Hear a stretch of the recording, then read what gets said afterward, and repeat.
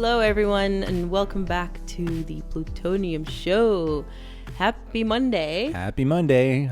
The agenda for today, because sometimes I forget doing that, and I know people like to know what we're going to talk about. Firstly, talks about a royal reconciliation. Mm-hmm. So we're going to explore that in a deeper way. Mm-hmm. And the Invictus Games. Coming up. Oh, coming up next month.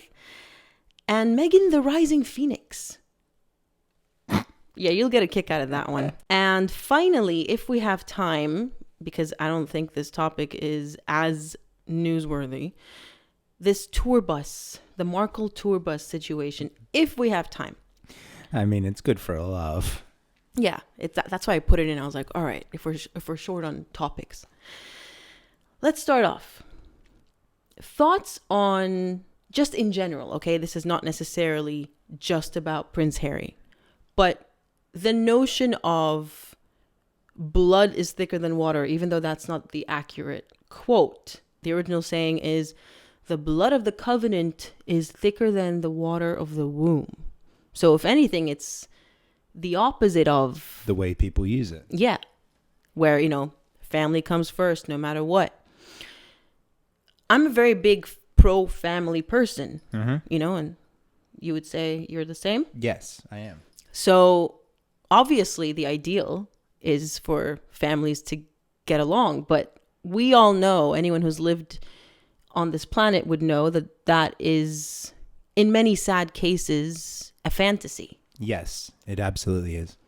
So your thoughts on anyone that has a Prince Harry in their family, a traitor, and not, on the scale of just turning his back on Queen at the time and country, but his own family.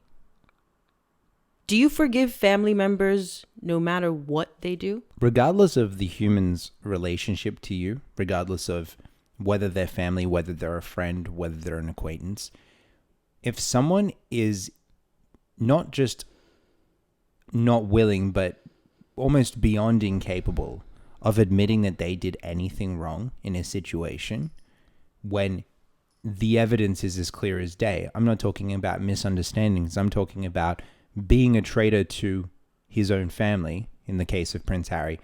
If you have someone that has gone out of their way to harm your family in such an egregious way, even in a social stance, even if it's just amongst other people, let alone on a world stage, no matter who it is, if someone's unwilling to admit that they've done something wrong, then you got to cut them. It's as simple as that. There should be no reconciliation, because guess what?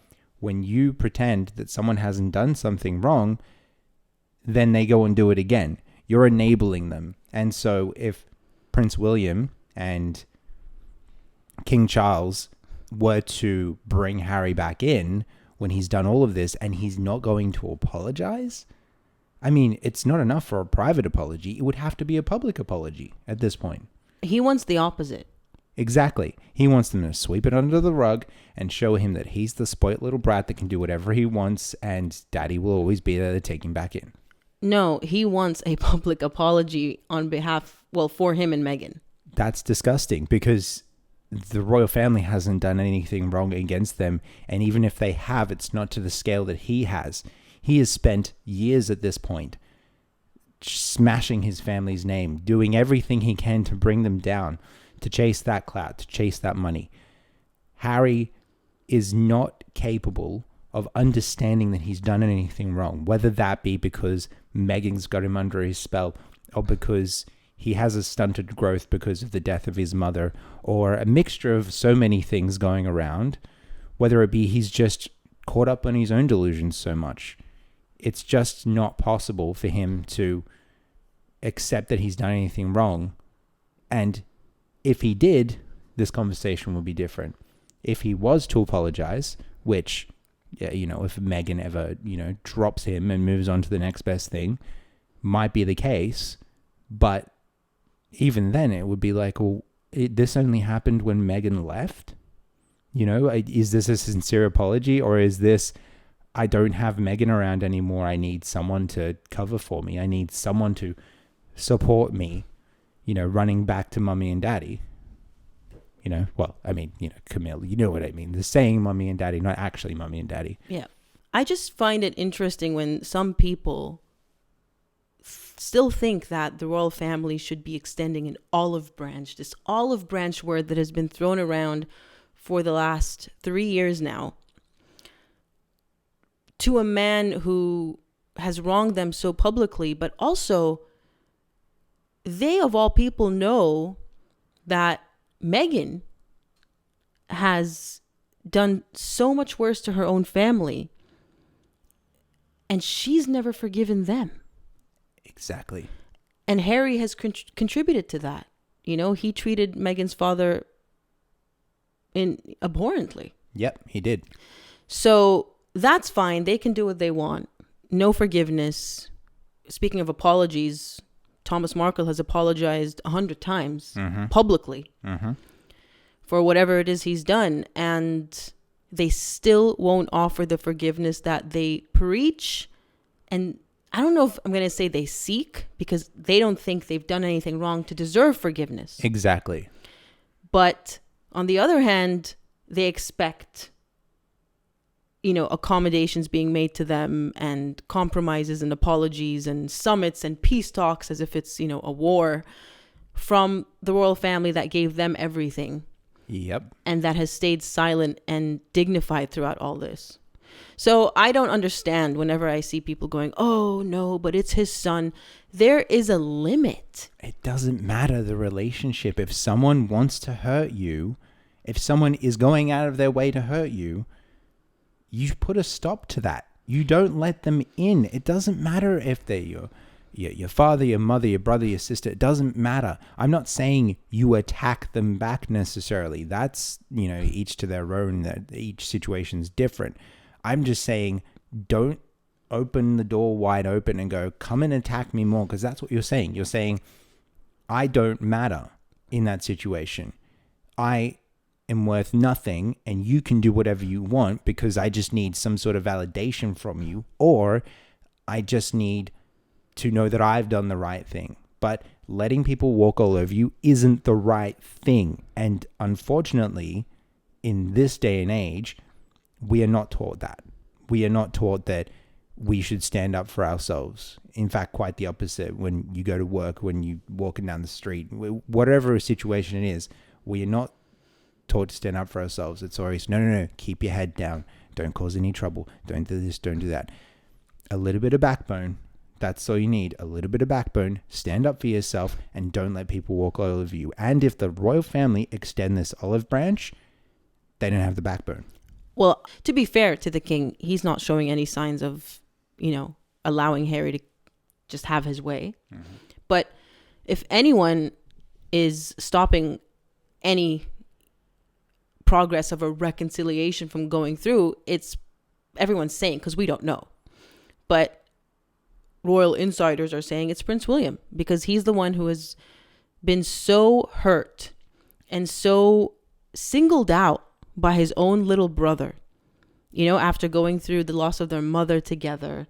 And William has always been, I have an older brother and a younger brother. I'm a middle child. And of course you fight when you're growing up. Yes, there are spats. Yes, there might be, I wouldn't say jealousy. We don't have jealousy amongst my siblings, but sibling rivalry and all that. That's normal. And Harry paints it out to be as though William was some terror, who made him feel so insignificant because he was the older brother and, more importantly, the heir. It's got nothing to do with that, Harry. It's just the dynamics, the very natural and healthy dynamics of two siblings. And he doesn't get that. And so he sees him and he singled him out as his enemy. And of course, Meghan has done nothing but fan the flames when it comes to that, rather than talk him down and go, Harry, he's your brother, and do the opposite, which I think is what Catherine has tried to do for a while, until Harry came after her. And went, all right, well, why do I keep trying then? It's a lost cause unless, like you said, Meghan just leaves the picture, which at that point you still go, how do I ever trust you again? Yeah, because what if another Meghan comes along? Because Exactly. Harry has now shown that he's susceptible to this. And one of the biggest reasons it's important to talk about Meghan is that there will be copycats. There will be people who go, wow, she can get away with that. I wonder what I can get away with. So in a world where Meghan leaves Harry, there could be another woman that comes along and tries all the same things, and he could fall for it all over again, and then suddenly we're on this bandwagon. So you can't trust it unless it was genuinely coming from him. And there's just no way of knowing. Obviously, a better way of knowing would be if he did it while he was still with Meghan. But that's not going to happen because she's got his claws into him. And can you really trust him if he's still with her? I would think he's kind of being a double agent, Yeah. and pretending to, oh, I've seen the error of my ways, and, Meghan had me under her thumb, but I can't leave her because we have children together. But then he's actually just collecting information for another Netflix series. Exactly. You can never, he's put himself in a situation where he is never to be trusted again, because it's really, even sometimes history's biggest traitors wouldn't betray their own families. Yeah. The betrayal of your family is not a small misdeed. No, it's not. And it's funny how it took these events to show Harry's true colors, because this isn't just something that was spawned out of him out of nowhere. I think he's always had this in him. He's not quite developed as a person to understand some rights and wrongs. So the fact that he's even allowed this to happen really shows his character. And that character is permanent. Maybe he can try and make changes in the future. But again, you can't change if you don't see your faults and your flaws. And he isn't doing that. The only person who's allowed to point out faults and flaws to him is Meghan. And she's only ever going to tell him what's wrong with him when it benefits her. Speaking of backbone and bravery, or cowardice, this is not directed at Harry, but I'm going to start off the segment with him because he's going to the United Kingdom for the Well Child Awards, which is a charity that he's been involved with for a very long time. And then when Meghan joined the scene, she started going with him, of course, because, publicity, or rather, because she's a humanitarian who actually cares about people other than herself. Oh, gosh, that's so funny. But he is now going to an event by himself on the 7th of September, which is why talks of the reconciliation came up, because he's going to be in the UK one day before the anniversary of the Queen's death. Interesting. On the 8th of September, which is where the family, particularly King Charles, I believe, will be in Balmoral, which is where which is where the Queen passed away, and it was her favorite location.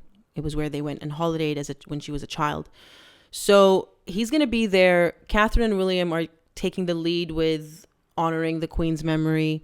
And then Harry's, going to be doing the Well Child Award thing. So it's interesting because I've noticed he went to Asia, to do Tokyo and Singapore for the polo and raising funds for charity and all that. And I acknowledge, because people in the comments just reinforced the notion that, sorry, he's still a nasty individual in our books. And I completely agree, Yeah, he is. It's like if Jeff Bezos suddenly donates to charity, do you go, oh, okay, now he's a good guy? No, he's still done some pretty horrible things. Amazon workers still aren't allowed to take toilet breaks. So that's literally inhumane. That's illegal. It is. I'm not sure what's happened to it, but it came out a few years ago that they literally had to use bottles on the road because they weren't allowed to take toilet breaks. My goodness. Yeah.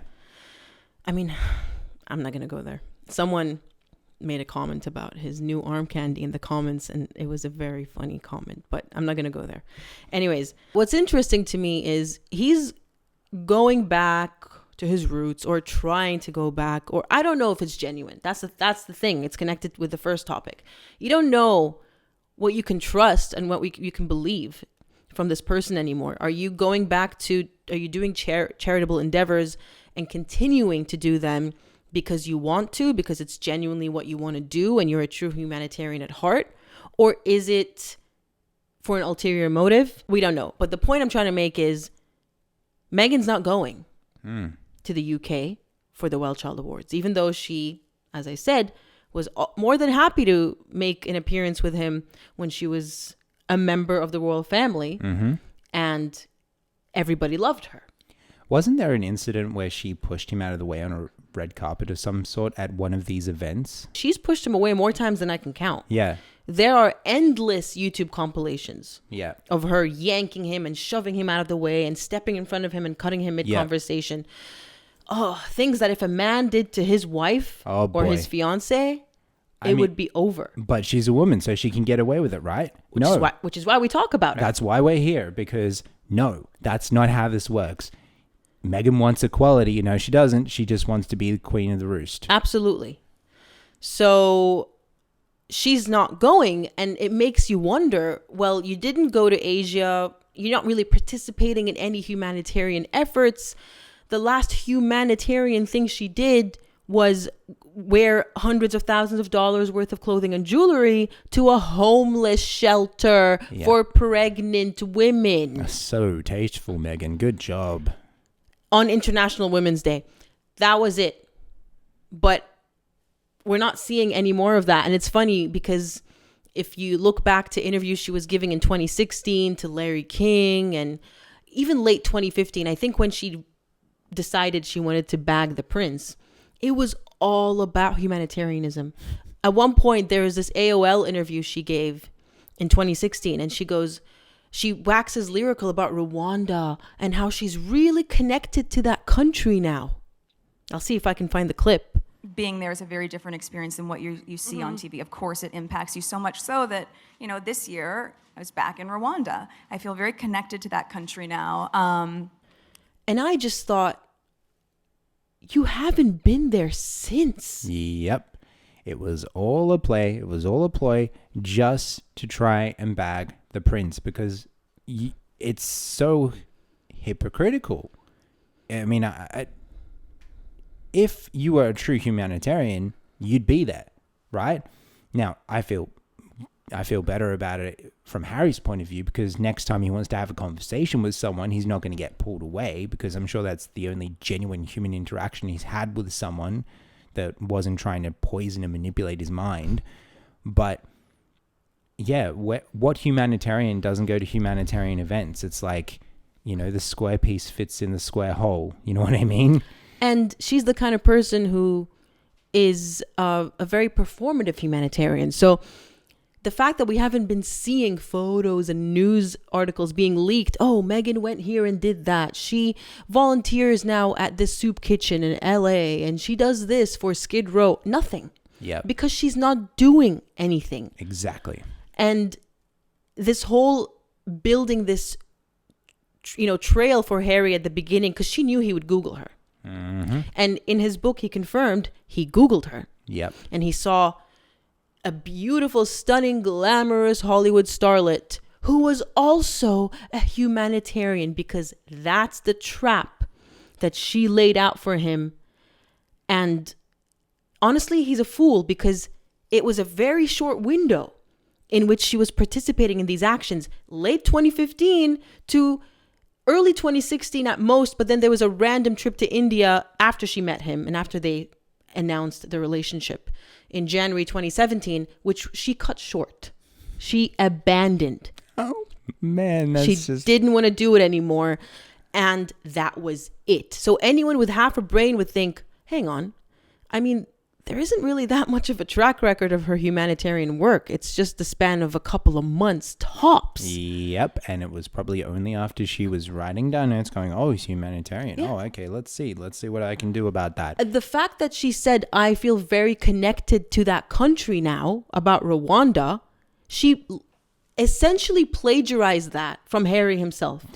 Because he feels very connected to Africa, and he said it before as a young man. Man, that's ridiculous. She's plagiarizing him, copying exactly what he says, only to say to him, look how much we have in common. It's like, but that's exactly what I said. That didn't naturally come up. You just said that because I said it. Well, that's why someone like William wouldn't have fallen for the bait. Exactly, because William has a brain in his head. Yeah. And that's why he saw her coming a mile away and warned Harry and told him to slow down. Exactly.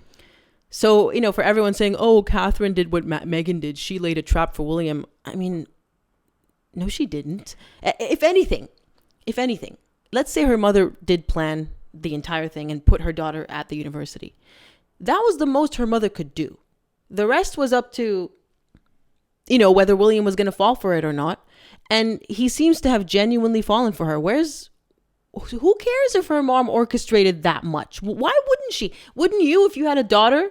Wouldn't you? And you knew a very eligible and handsome young prince was going to go to the same university? I mean, we talk about it as if every single parent out there isn't trying to set up their son and daughter with someone like every other day. You Exactly. know? It's such a normal thing. I mean, it's that, oh, how dare they? That's ridiculous. And further to the point, because Meghan has spent so much of her time trying to come up against Catherine, we can see a clear difference between Catherine, decent human being, supportive of her husband, actually talented and doesn't show off about it, and we've seen and can do the royal family thing and has the backbone for it, the thick skin to get through it, right?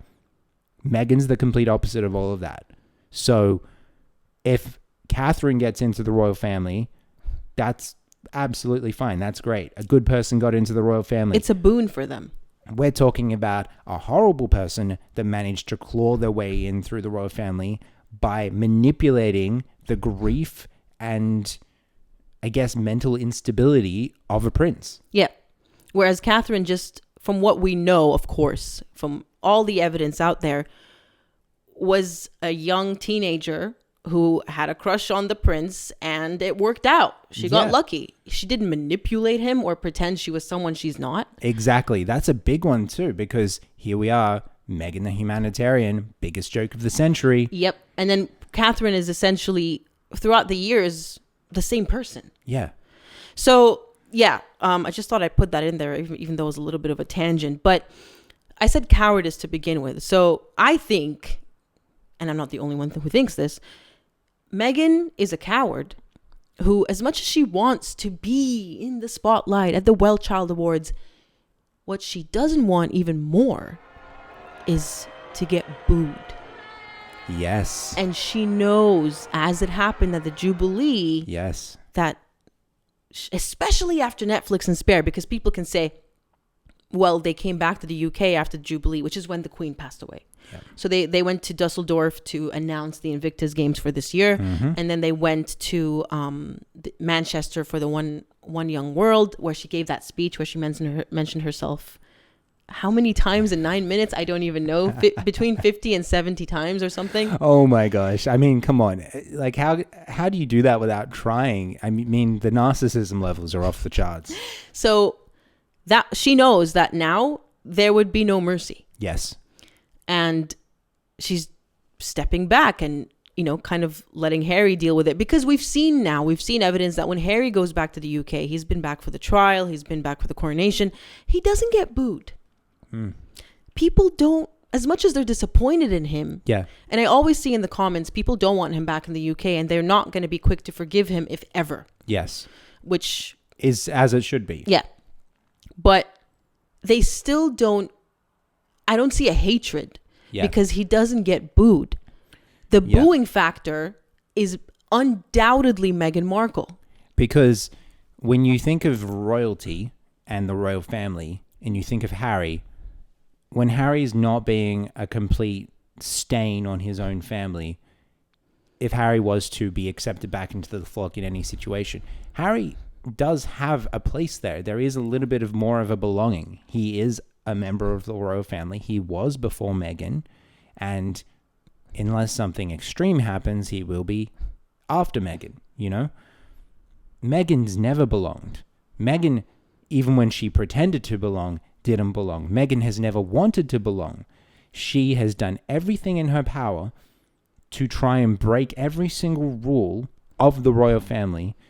Everything from treating the staff like crap to breaking all the dress codes, which I know doesn't seem like a big deal, but to me, it's like, if you can't even do the most basic things, right, then what can you be trusted to do, right? Can you be trusted to go and represent the royal family out there? She doesn't belong anywhere near. She doesn't, I would say that most, UK citizens would say she probably doesn't belong in the UK at all.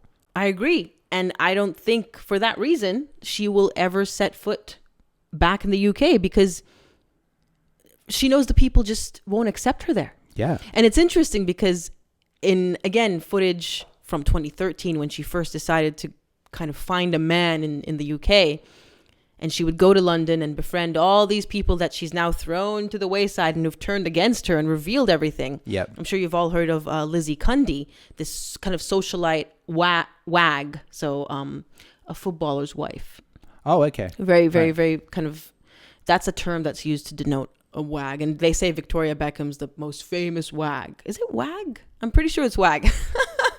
But she would tell Lizzie Cundy in 2013, can you find me a man? My point is, in those red carpet interviews where she would be a nobody, really, and it was her agent's attempts to, I learned all of this from Tom Bauer, her agent's attempts to make her a somebody in London, and they all fell flat. Yeah. Nothing worked. And she would say things, because now these interviews have surfaced, of course, ever since she met Harry. Oh, I love London. I love the UK. She would just sing the praises of the country.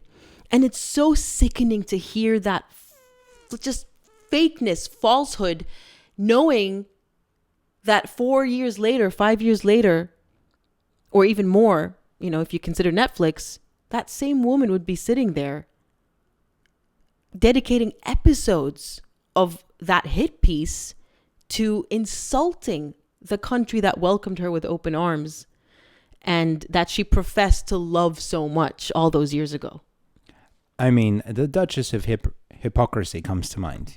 That's just her embodiment is say whatever I need to say to get wherever I need to go, regardless of whether it's true or not. And just like we can't trust Harry, you can't trust anything Meghan says or does. You can't trust the way she's looking, as in like literally what she's looking at. You can't trust anything about a person like this, which is why some people, well, it's why unanimously the world is slowly coming around to this, why the bandwagon has even caught on, because we as humans do not like fake. We do not like people who like this. We do not like people who are so disrespectful on such a grand scale. I find it ironic because we're so fake as a society now. We are, but there are certain realms. I mean, I hate the fakeness too, but there are certain realms like, being polite when you feel horrible, to strangers. Those little fakenesses, right? That's what we've all, but there's a whole nother level of fakeness. There's a whole nother level of every word that comes out of your mouth is a lie. Everything you're trying to do is manipulate and ensnare other people, and you only care about yourself. It's the level of selfishness. It's like watching a horror movie. And there's that one guy that just runs away and leaves everyone else, and then gets, horribly murdered by the by the monster because he was so selfish. We don't like that guy. Yeah. We don't like these people, and so. But that's what I'm saying. It's ironic because the majority of people, maybe I'm just coming across, maybe I have bad luck, but the majority of people are fake and selfish. And then we all pretend not to like those qualities that the majority of us possess. Yeah. But here's the thing. Even in a fake and selfish society, there's still too much. There's still people we go, hold on a second. That's ridiculous. Yeah. It's not as if we're the perfect polite society and those things don't exist. They absolutely do. And they're appalling.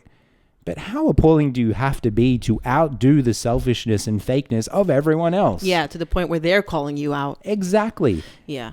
So the previous topic leads on to this one. We're still on cowardice, or maybe I should say bravery. Because despite the fact that Meghan Markle is not attending any charitable events and she's letting her husband do all the work and all that, she's more than happy, as usual, to attend the Invictus Games. Not as a supporting wife, but as the lead role. So previously, she's inserted herself onto the stage without Harry to make her own speech. And I've always said, as someone who has a military background, I don't understand why this woman is on stage. Because if I were one of those veterans who served and was deployed and I'm there in the crowd, I'd just be scratching my head going, lady, how am I meant to take anything you say seriously? You have no idea what we've been through. And now, because an opening speech is not enough, she's taking up a whole segment at the very end to talk about courage and resilience to soldiers. And I am one.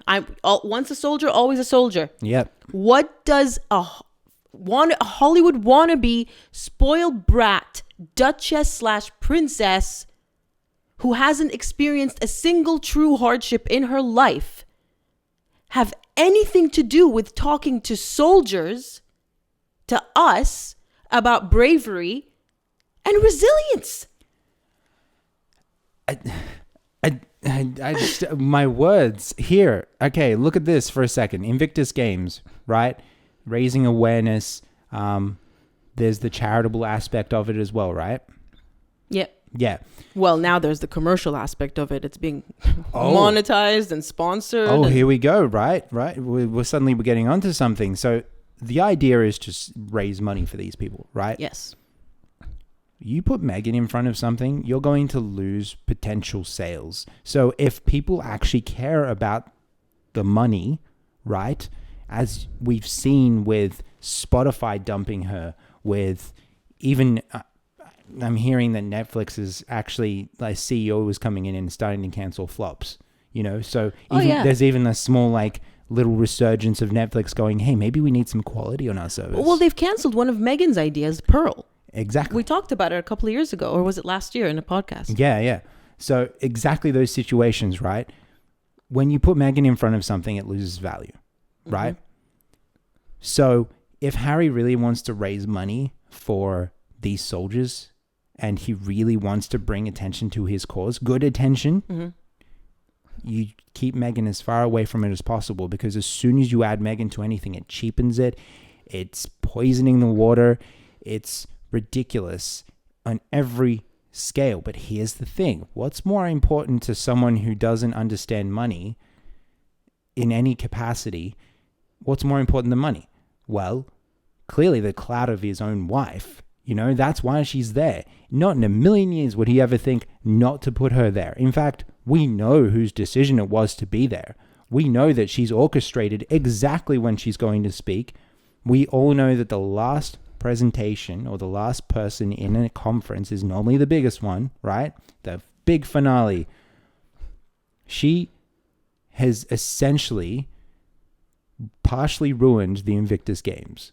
And the fact that no one can come in and stop this really shows the imbalance of power, and maybe the fact that Harry shouldn't be in charge of this anymore. Yeah, I think he's biased. And yes, it's, you know, people say it's his baby. I've read in Tom Bower's book and in Courtiers, and I think even in Lady C's book, that Harry's just the face of it. He's the mascot. But the people, you know, the Courtiers are the ones who made it happen. Harry just went, oh, I saw the Warrior Games in the US. Can you make it happen for me? I want to do it. Yep. And of course, he has the funds to do so, to establish such a foundation. And it's good. It's got good intentions. But I absolutely agree, because now we have the Heart of Invictus documentary coming out on Netflix. Yep. And while Meghan didn't appear in the trailer, I think there is no chance in hell she's not going to be in the documentary itself. Yep. And some people have confirmed she will be making an appearance. And I'm like, of course she will. And the sky's blue. Yeah, exactly. What else is new? But the thing is, people will boycott it. Yes. They're not going to watch. And some people are relying on creators like myself to watch it and to kind of, you know, do what we did with Netflix. Yep. Dissect it, break it apart, destroy it. I don't know. That's what I do with really bad movies or TV shows. I wait for a review from someone I actually respect. Yeah. Well, I hope that there's nothing to destroy and, you know, nothing to criticize, because it is, again, for a good cause. Even though it's been commercialized, I do believe, I remember reading, this is a couple of years ago, that any funds, any profits from this will go straight to the Invictus Foundation, which I'm hoping is a good thing, because we all know how foundations usually, you know, suck up all the money for their own gain and use 5% to actually contribute to their cause. Exactly. So, the point I'm trying to make is you're absolutely correct in the sense that Meghan's presence in the documentary is going to slash the audience numbers. I 100% agree. This isn't a year ago when there was still a majority of people who just thought that she was the newest thing in the royal family. No, people have caught on. People know that there is something wrong with this person. And it's unfortunate because, again, look at the contrast. The same way that, we live in a selfish society and then we see Meghan's selfishness and we go, wow, that's way too much. Also, look at the fact that when we look at these sponsorships and we look how corporate things can get, and maybe things are cheapened when you've got, how cheap is a sports game these days? I don't really watch sports games, but even I know how many advertisements there are everywhere, right? And then to me, the idea of a billion ads just becomes a blur and I don't buy anything. So good job for those sponsor spots, right? But we're looking at sponsors joining the Invictus games, and that's not the worst thing because Meghan's going to be there. Yeah. That's where the sponsors don't seem so bad, where the corporations getting involved don't seem so bad. There is a particular corporation that I would say is particularly bad, and it's BetterHelp, the one where he's head, chimpo, chief, my gosh. What is it? Head chimpo. Impact officer. Head chimpo. I like that. I'm going to go. And they've laid off, was it 16% of their workforce? Yeah. While he gets a 7-figure salary for doing nothing.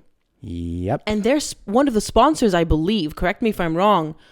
They're one of the sponsors. Talk about, it's kind of, just for lack of a better word, forgive me for my use of this, but it's kind of incestuous, because he's the head of Invictus and then he's also chief impact officer at BetterHelp. And it's a conflict of interest there for sure. It's a bit, it just doesn't seem right. It doesn't. And you know what's funny? Because I've heard about a few other layoffs this week. As we do, we keep hearing about layoffs at companies across the Western world. I told you about my favorite video games have been made by a company called BioWare. Yep.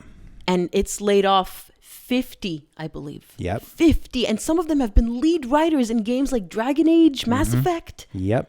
It's like legendary games. Yeah, as in the people who was still had some heart and soul in the company, and they're like, no, we need to make more money. So here's an interesting fact I learned this week, just a bit of a small digression, is that the way Western companies think of their markets is quarterly, right? It's this whole, all right, how can we please the shareholders this quarter? And it's very short-sighted. But I learned that Japanese companies actually think the complete opposite, and their mentality is, what can our company look like in 50 years? And I thought that was just a fascinating little tidbit, because we're also used to, I wonder what Microsoft's quarterly report's going to be, like we're so used to that sort of, everyone needs to make as much money as humanly possible, to the point where bad movies, bad TV shows, bad games, bad everything comes out, and we just go, can we get some quality? But there is another way to do business. Absolutely. Look at Japan and the Japanese. Yeah. I'm biased because I've always had a fascination and such a love and admiration of them, but they seem to be the most advanced of all of us. Yeah. And perhaps that's why, because they have that mindset of the long term. Yeah. Which is funny because it's something, again, that Meghan loves to talk about in the past. Oh, if you can't give it 5 minutes, then don't. No. What is it? Yeah. If you can't give it 5 minutes, then if you can't give it 5 years, then don't give it 5 minutes. Yeah. And as usual, every time I bring this up, I go, excuse me, you were in the royal family for what? A year and a half, 2 years tops? Which I would say, in the grand scale of things, if we adjust for certain metrics, 5 seconds. Well, it's not even 2 years, because they were engaged, and 2 years later, they were already leaving. And every single day she caused something. Every single day she was stirring things. It's like she cannot hold on to anything but her own ego. That's the only thing she's that she thinks is worth investing in. So, as someone who has served and understands what it means, and honestly understands what true bravery is, especially these veterans, they got wounded most likely in a war zone. Yes. It really doesn't get any braver than that. You are facing death from every angle at every second. And somehow they thought it was, I mean, I would prefer, even though I don't think Harry actually served in what I understand service to be, I would prefer if I don't have a problem when he makes these speeches because he was one of them. And he belongs. But the last person who belongs anywhere near this is Meghan. Exactly. So I'd love to hear your thoughts on it, on some spoiled brat princess, an actual princess. And don't get me wrong, Catherine's a princess, but I don't think Catherine would be putting herself in this situation. No, she wouldn't. And you know what? Furthermore, if Catherine was to say anything, one, she wouldn't be taking up all the lead spots. She would just be there in a supportive role.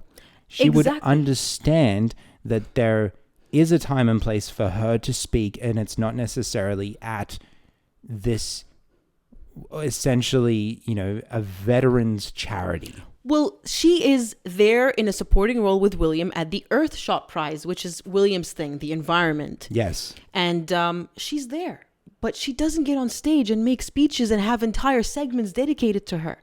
And you know what? If a princess like Catherine got up and did that, she would have more place there because we all live in the environment. Yes. It's something that's actually relevant to her life and that should be important to everyone, right? And they don't seem hypocritical about it. They're not hopping on private jets every second day. Exactly. Catherine and William have been photographed time and time and time again looking like average citizens on commercial flights without, she's not dolled up. You can, it's just someone it's a passenger who took the photo. Yeah. She's just sitting there. Yep. And so is William. So yes, you're absolutely right. She would have actually, a lot of stake in the game, even if she were to choose to do that, and she still doesn't do it. As opposed to begging the president of the United States for a lift. God. I forgot about that already. I think my brain just deleted it from the cringe. I've probably done that with so much of Meghan's history. So, oh man. And the other thing, before I forget, resilience from the woman who couldn't handle being a duchess. What resilience? You couldn't handle deserved criticism. Yeah. Cannot compute. Yeah. All right, let's move on to the final segment, it seems, based on the time. Yep, absolutely. So we're not going to get to the bus tour, but whatever. I'm sure you've all heard about it. And I really, Karl Larsen just makes my skin crawl, especially now after I've seen him talk in this interview he had with Samantha. Oh my God. The vibes, Yeah, which is the same vibes I felt about Meghan from the beginning. So, yeah. Yeah. You want to read out this headline for them? Why Meghan Markle is making a comeback for the cameras. Loves being famous. Oh my gosh. Okay, hold on a second. How long has it been since Meghan was in front of a camera? How long? It's speaking of don't give her 5 years if you won't give her 5 minutes. It's been 5 milliseconds since she was in front of a camera. The funny thing is the date of this article, August 19th, this year, obviously. And I'm just like, you're only now picking up that she loves being famous. Like, was it a slow news day, guys? Come on. It doesn't even stop there. That's just the headline. So this is where, look at this. Page 6 can reveal that Markle has spent the summer planning a phoenix-like rise from the ashes after a brutal few months for her and her husband, Prince Harry. First came the car crash paparazzi drama that never happened. Yeah, it wasn't even a say crash. That. It wasn't even a crash. It was a chase. So through New York City during peak hour. Oh, look, sources, however, say the couple is still upset about the events of that night. Yeah, that it didn't go your way. Exactly. My goodness, of course she's upset because people don't want to believe her lies, which has been a common thing throughout her entire life, hasn't it? People don't want to believe anything that comes out of her mouth. Oh, gosh, that photo. Oh, that photo. She is crazy. And it goes on. Actually, you know what? You have a much nicer reading voice. So how about you read this paragraph right here? I love your reading voice, by the way. Most of our audience is female, and I understand from a biological standpoint that your voice is a lot easier on the ears for them. So go ahead. But in the last few days, a new version of Markle has emerged in a series of photographs and reports. As page 6 can reveal, she finalizes plans for a new money-making venture. Hold on a second. Literally, this entire woman's life has been either money-making or clout-chasing venture.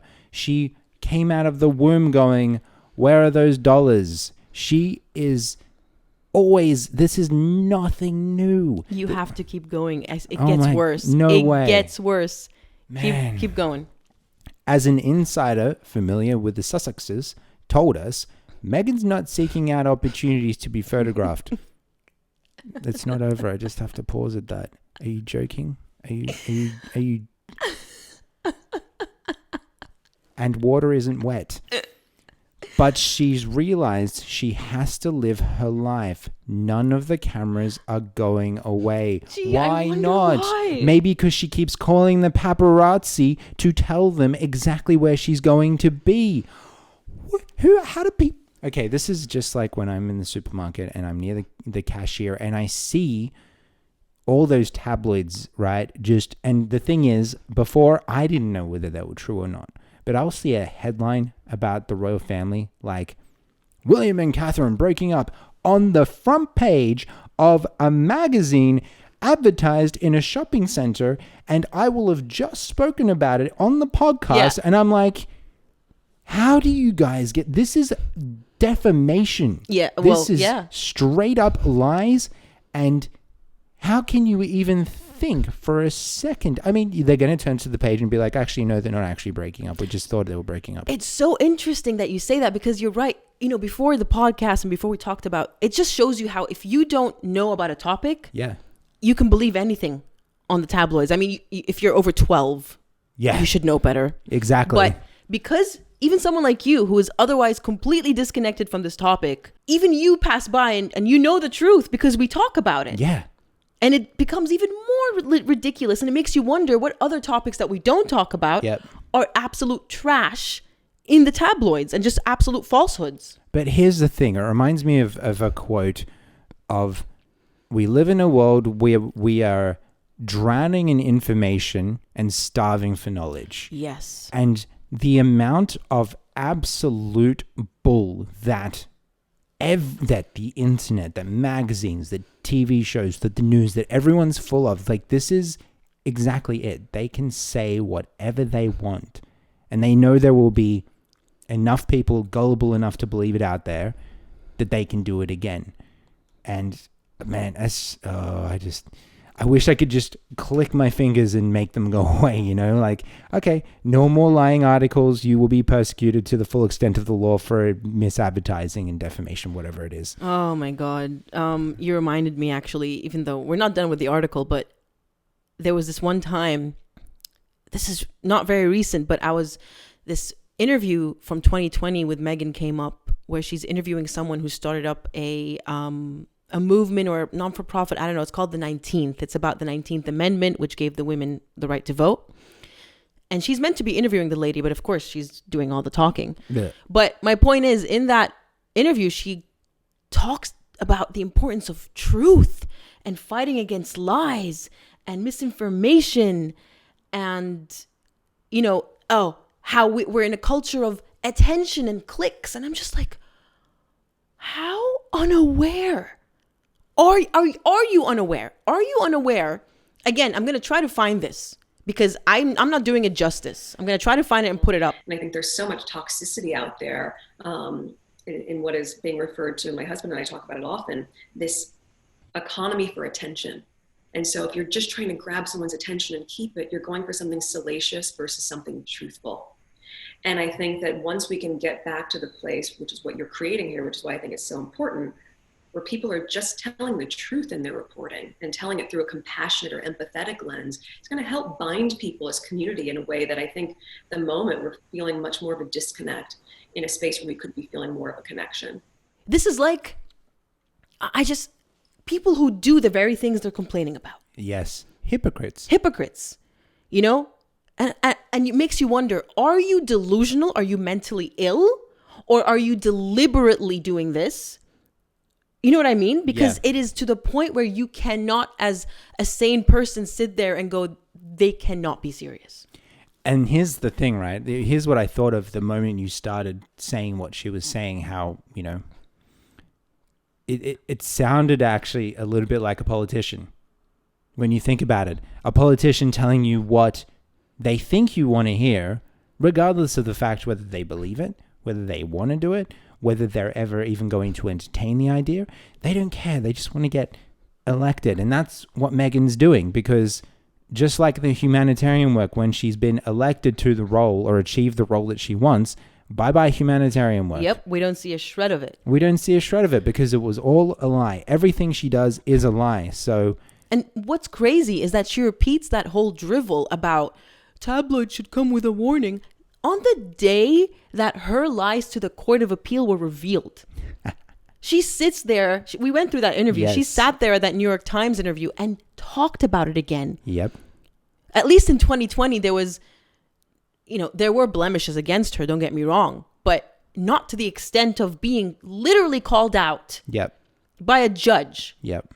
in the most polite and diplomatic English way possible. Yes. And you know, the other person that reminds me of, who doubled down on their lies and it kept backfiring in their face, Amber Heard, yeah. Jody, Yep. Elizabeth Holmes. all these women who thought, I mean, I don't know how much of their womanhood played into it, but there's this whole, I will just double down on it and people will believe me. When there's evidence contradicting them, you can't fight the evidence. Yeah, I think in their specific case, this malignant personality of theirs doesn't have anything to do with their gender. The relevance of gender is how society takes it. Yes. Because usually from a man, they're like, unacceptable. Yes. From a woman, oh, but she's a pretty little lady. Oh boy. So, oh boy. I mean, you know what else I've noticed is that as much as I stay away from the news, I've noticed that when news outlets are willing to report on crimes committed by women, I feel like that's gone up. I feel like we've seen more of that. And I think that the Amber movement and everything against her has helped that, because we've heard about a nurse. yeah, Lucy Letby. I'm sure everyone in the UK, you've heard about her. Yep, absolutely. There are so many, and I'm not going to go through the ones that are on the top of my head now, because we'll be here discussing them, and they're quite horrendous. Yep. And distressing. Yeah. But it's just, why are we? How is it even possible that we would even entertain the idea? Because here's the thing, right? These people are seeing justice now. Mm-hmm. But would they have seen justice 30 years ago? Yeah, I actually don't know. And that's why it's important to call that out, because if not, then people will get away with crimes because of their gender. Yep. Because of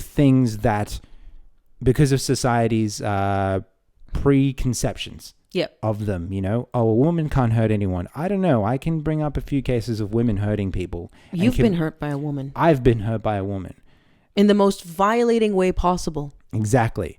So, you know, anyone who thinks a woman cannot do the things a man does, no. They can do all of it, and sometimes they can do it worse. Yeah, because they know there isn't a microscope on them. Exactly. And everyone else is going to go, again, but she's a pretty lady, or she's a lady. She can be hideous. She can be as hideous as they come. Yep. And just because she's a female. But anywho, let's get back to a lighter topic. Yes, that was a tangent. This paragraph right here. Thanks to her newfound freedom to be photographed.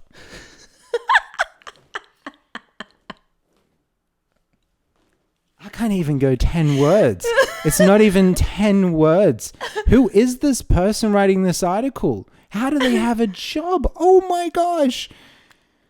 Thanks to her newfound freedom to be photographed, Markle even has an indication of her commercial value, just flashing her arm in a paparazzi photo to show a $4 anti-stress device on her wrist sent its sales soaring. And that's what they're depending on. They're depending on the gullible ones. Well, so if everyone just got a little bit smarter and a little less gullible, people couldn't write articles like this anymore. Wouldn't that be a world? this person is talking as though we're back in 2013 when she first came onto the scene. I mean, she's been doing this. This is her trademark.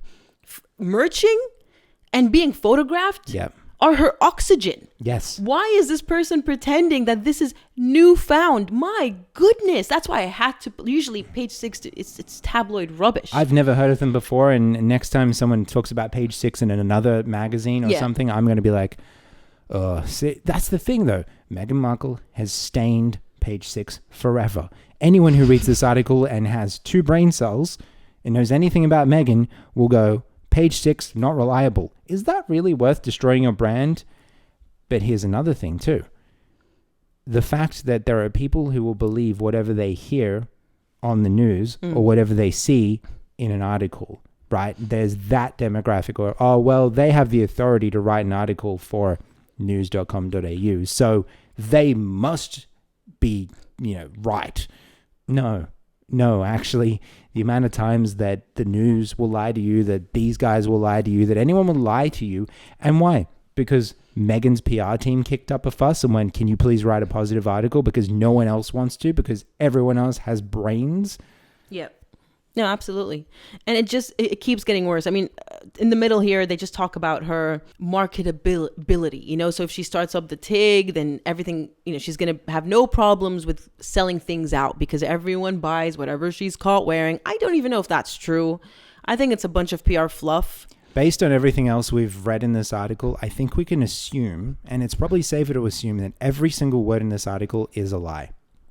So this is the funny part where they go, and they never wanted privacy anyway. That was a false narrative created by the palace. The men in gray suits. They're the ones who came up with, they're leaving because they want privacy. Hold on a second. Is there not evidence of them actually saying in their own PR statements, even maybe with their own words, that they wanted privacy? I think they have an Instagram post from their old Instagram where they talk about this half in, half out life. But more importantly, it was on the Oprah interview, I believe. That's what I'm remembering. Yeah, I believe she spoke about wanting privacy and how just because I show you one photo, or if you see one photo on my desk of me and my child, that doesn't give you access to my whole life. Which at the time I was like, if it was said by anyone else, I agree. Because, we put ourselves on YouTube. That doesn't entitle people to know everything about us. Yeah. We've got an Instagram that doesn't entitle people to know everything about us. Yeah. So on the face of what she said, I agreed. But coming from Meghan Markle, she took away, just the fact that she said it took away from the credibility. Yeah. But to your point, yes, of course, they spoke about privacy. Absolutely. But here they say, actually, no, it's Harry who has made it clear that he never wanted to be in the media and he'd go live in Botswana if he could. Meghan actually likes being famous. And I'm wrote this article. But and this is a quote. This is a direct quote. So this is a critical source with knowledge from their time with Spotify tells Page Six that Meghan actually likes being famous. And I, again, looked at the calendar. I was like, wait, did we go back in time? Is this 2006? Is this one of those like throwback Thursdays where they throw back to an article that they wrote 10 years ago? Exactly. Of course. She wouldn't. It's literal. It's okay, not literally. It's her life source, metaphorically. Yeah. Fame is what she lives for. Yeah. Actually, I just how do you even respond to something like this? The size of these lies is just, and the amount, how do you willingly put something out there when there is so much evidence against it? Because even Meghan saying that, just you don't have access to the rest of my life. Look, here's the thing. No one needs access to the rest of your life. In fact, I would argue that a lot of people don't want it. So you're acting like that there's paparazzi sitting out the front. No. You called them and told them where to be. It's the stuff that she puts out that people have a problem with. And in fact, if she genuinely wanted privacy, I think the entire world would be happy to give it to her. Besides the fact that she would, if she became a recluse, there would be people who are like, well, now I want to know what she's doing. But we're happy to let her disappear. She's the one who's refusing to disappear, even though if you know, if all the booing was really getting to her, if all these people were really getting to her, that would be what she's doing. But They're not getting to her. They're not getting to her. Because negative attention is better than no attention. Which is also a sickness that needs to be treated. Absolutely. Yes. And on that note, I think we're going to call it here. Sounds good. Thank you, everyone, once again for tuning in. Hope you enjoyed this episode. Hope you all had a great weekend and have a good week ahead of you. And I hope we softened the blow of Mondays for you, because a lot of people aren't too fond of Mondays. Unfortunately, I think it's something we should work on, really, as a society, and stop living for the weekend, because... How about we live every day? Yeah. Let's live every day, every minute, every second, whether it's positive or negative. I'm not a fan of toxic positivity. Yes. You know, just live every moment like it's your last, because you never know what could happen. Yeah. I don't know why I'm ending it on such a low note. Wow. This is meant to be an uplifting thing. Well, I thought it was uplifting. It is quite positive. All right, everyone. Thank you. And we'll see you next time. See you next Bye-bye. time.